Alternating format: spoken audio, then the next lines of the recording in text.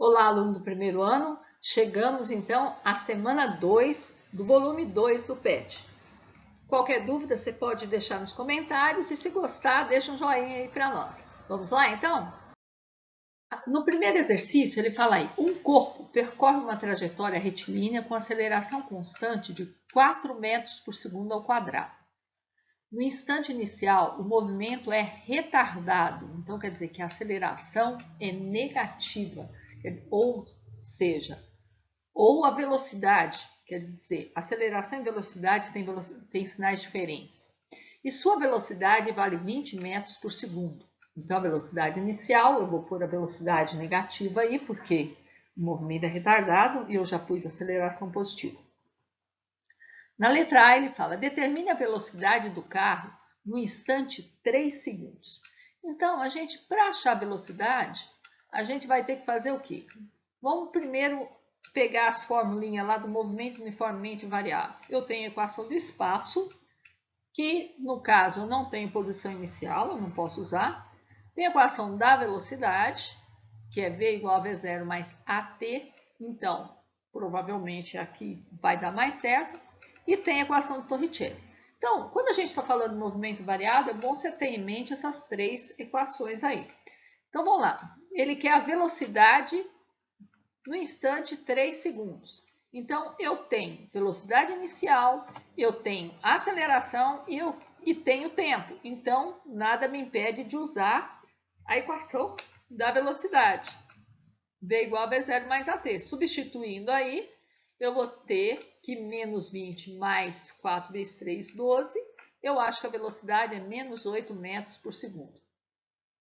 Na letra D, qual a distância o corpo percorre até parar? Então, a distância mais ou menos é um módulo do ΔS, né, da velocidade. Ou praticamente o ΔS. Até parar, se ele para, a velocidade dele é zero. Então, aqui, ó, eu não tenho tempo. Quando eu não tenho tempo, geralmente eu uso equação de Torricelli. Essa aqui, V ao quadrado é igual a V0 ao quadrado mais 2A vezes a distância, ou vezes o deslocamento, conforme queira colocar. Então, vamos lá. Eu tenho a velocidade inicial, eu tenho a aceleração. Então, tá facinho para mim calcular aí. A velocidade, se ele para, a velocidade é zero, então eu vou substituir o V por zero. A velocidade inicial, menos 20 ao quadrado. A aceleração 4, então 2 vezes 4 vezes ΔS. Então vai ficar lá, eu vou passar 400 para o outro lado, depois o 8 dividindo. Eu vou achar que o deslocamento é menos 50 metros, mas menos 50 metros porque ele está no sentido contrário da trajetória. A distância percorrida, então, foi de 50 metros. Na 2, a decolagem é a fase inicial do voo de um avião em que o veículo adquire a velocidade necessária para obter a sustentação para alçar voo. A decolagem é a fase em que geralmente se utiliza a maior potência dos motores. A decolagem e o pouso são considerados os momentos mais críticos do voo. Nesses procedimentos, são necessários cuidados adicionais da tripulação para evitar acidente. Bom, isso é uma historinha que ele contou para poder contextualizar o que ele quer. Então, vamos lá. Um avião na decolagem percorre a partir do repouso. Então, se é a partir do repouso, quer dizer que a velocidade inicial dele é zero. E sobre a pista, 2.000 metros. Então, o ΔS dele é 2.000 metros. Se você contar que ele partiu do zero, S0 é zero, então o S vai ser 2.000. Com aceleração constante de 15 metros por segundo ao quadrado. Qual terá sido a velocidade de decolagem do avião? Então, ele decolou, ele quer a velocidade, ele decolou com 2.000 metros. Olha que em momento nenhum te dá tempo. Se não me dá tempo, quando não tem tempo, eu vou pensar em quem? Olha lá as equaçãozinhas do movimento uniformemente variado. Vou pensar em Torricelli. Quando não tem tempo, evoca Torricelli aí. Então, vamos lá. V ao quadrado vai ser, eu tenho tudo de Torricelli para achar aí, 2 vezes 15 vezes 2.000.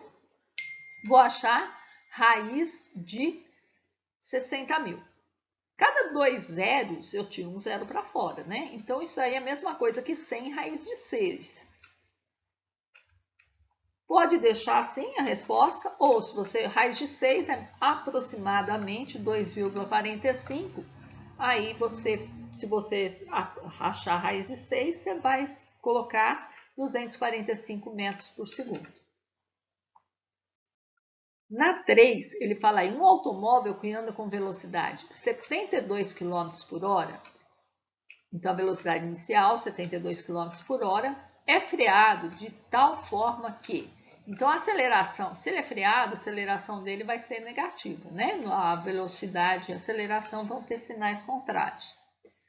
De tal forma que 6 segundos após o início, então um instante aí, 6 segundos, após o início da freada, sua velocidade é de 8 metros por segundo. Então, a velocidade, no instante 6 segundos, é 8 metros por segundo. Na letra A, ele pergunta, antes de olhar a letra A, eu tenho velocidade em metro por segundo e tenho velocidade em quilômetro por hora. O tempo está em segundo. A aceleração que a gente costuma trabalhar é em metro por segundo. Então, vamos passar esses 72 km por hora aí, vamos dividir ele por 3,6, já passar para metro por segundo, 20 metros por segundo, porque fica tudo, uniformiza essas unidades, porque a gente não tem como trabalhar com unidades diferentes de uma mesma grandeza. Então lá, qual a aceleração imposta pelos freios ao carro? Bom, puxando lá as formulinhas do movimento uniformemente variado, eu tenho velocidade final, velocidade inicial e tenho tempo. Então, isso, e quero aceleração. Então, eu vou usar o quê? A função horária da velocidade, V igual a V0 mais AT. Então, a velocidade 8, velocidade inicial 20, mais aceleração vezes o tempo, quando a velocidade é 8, o instante é em 6 segundos. Então, aí a gente resolve essa equaçãozinha, né? E vai achar que a aceleração é menos 2 metros por segundo ao quadrado. Na letra B, ele fala qual o tempo gasto pelo móvel até parar. Então, agora ele quer o tempo, eu chamei de T1, porque já tem um outro tempo lá. Até parar, se ele para, a velocidade é 0. Então, é a mesma fórmula que eu vou usar. Só que no lugar do V eu vou colocar 0 e no lugar do T eu vou procurar o T. Então, vai dar lá 10 segundos. Depois, na letra C, qual a distância percorrida do móvel? Então, eu quero o ΔS ou B, só que na formulinha ali eu coloquei ΔS, por isso eu gosto de usar ΔS, percorrida pelo móvel até parar. Então, eu quero ΔS, parar, a velocidade é 0. Não está mexendo com o tempo. Você podia falar assim, mas eu posso usar o tempo que eu calculei na B. Legal, você pode usar a mesma fórmula, V igual a V0 mais AT, usando o tempo de 10 segundos, porque você já calculou ele. Mas deixa eu te falar um negócio. Quando eu era criança pequena lá em São Paulo, eu estudava, fiquei encantada pela física, meu professor sempre falava assim, se você tem uma forma de calcular sem depender da outra alternativa anterior, você deve usar essa outra forma. No caso, seria Torricelli. Porque se eu tiver, por acaso, feito alguma conta errada lá na letra B, eu não vou errar a C porque eu errei a B. Entenderam? Então, por isso que, se tiver meio de não depender, você deve fazer isso para não ter perigo. Substituindo aí, então, na equação de Torricelli, vai ficar 0 ao quadrado igual a 20 ao quadrado, mais 2 vezes. A aceleração não teve jeito, eu tive que pegar, algum dado eu tenho que pegar, né? 2 vezes menos 2 vezes ΔS. Então, lá resolvendo a equaçãozinha, vou passar o 4ΔS para o outro lado, 4ΔS igual a 400, então eu acho que o ΔS é 100 metros. Na 4, ele vai contar uma história da bala de um tiro dado para cima aí. Depois de contar a história, ele vem aí e fala: um objeto é atirado verticalmente para cima das imediações da Terra em movimento retilíneo uniformemente variado.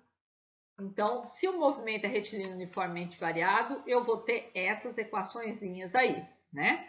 Com velocidade inicial, então V0, igual a 20 metros por segundo. Vamos tirar o dado. Considere gravidade G igual a 10 metros por segundo ao quadrado. Então, a gravidade é a aceleração do movimento do lançamento vertical da queda livre. A aceleração é a aceleração da gravidade. Então, vamos fazer um esquema. Vamos pegar um corpo aí e vamos lançar ele verticalmente para cima.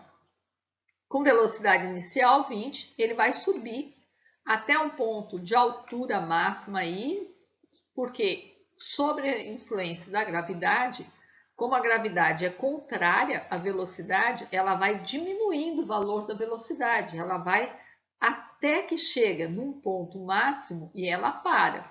E eu vou então orientar a trajetória para mim poder ver quem que eu vou considerar positivo, quem que eu vou considerar negativo. Eu acho mais fácil considerar aqui o ponto de lançamento como S0 e para cima o sentido positivo da trajetória. Então, quando chegar lá em cima, ele vai ter uma altura máxima e nesse ponto de altura máxima, a velocidade dele vai ser igual a 0. Então, o que vai ocorrer com o valor da velocidade durante a subida? Então, durante a subida, a velocidade vai diminuir em módulo até chegar a 0. Depois, na letra B, ele pergunta: quanto tempo o corpo demora para chegar à altura máxima? Bom, eu quero, então, o tempo, né? E para chegar na altura máxima, eu posso usar aqui, ó, a altura máxima. Eu posso usar a primeira equação, mas eu acho mais fácil usar a segunda. Eu acho ela mais simples, né? Que aí eu passaria aqui ΔS S0 para cá, ficaria H, V0 eu tenho, o tempo é o que eu estou procurando, mas eu ia cair numa equação de segundo grau. É muito mais fácil resolver uma equação do primeiro grau. Então, vamos lá, V igual a V0 mais AT. O V está lá no desenho, é 0, velocidade inicial 20, aceleração menos 10, porque ela está contrária ao sentido da trajetória, e eu vou achar então que o tempo é 2 segundos. Qual será o valor da altura máxima atingida pelo corpo? Bom, eu posso vir aqui nessa primeira equação, ele quer a altura máxima, eu posso vir aqui na primeira, achar o S, a altura máxima vai equivaler ao S. Mas eu posso achar também, eu acho mais prudente, achar por Torricelli. Por quê? Porque aqui em cima eu vou ter que usar o tempo que eu calculei aqui. Vai que eu errei, vai que eu fiz alguma coisa errada. Então, eu prefiro usar Torricelli. V quadrado igual a V0 ao quadrado mais 2A ΔS. Quando eu não tenho tempo, eu uso Torricelli. Então, substituindo os dados, que foi lá no início do problema, eu acho que o ΔS vai ser, então, 20 metros. Então, continuando aí, vamos trazer o resultado das questões da página anterior, né? Então, o tempo após o lançamento. Se a gente olhar as equações aqui, ele vai, na descida, ele percorre a mesma distância, com a mesma gravidade. Então, ele vai ter a mesma variação de velocidade, vai gastar o mesmo tempo, tudo é igual. Então, o tempo de subida é igual ao tempo de descida. Então, se ele levou 2 segundos para subir e descer, ele vai levar 4 segundos. Depois, na letra E, qual a velocidade com a qual o corpo retorna ao ponto de lançamento? É o mesmo raciocínio do tempo, é o raciocínio da velocidade de retorno. Ele diminuiu até 0, agora ele volta até 20. A diferença é que a velocidade vai ter sentido contrário. Então é isso, gente. Com isso a gente conclui a semana 2 do PET 2. Até semana que vem.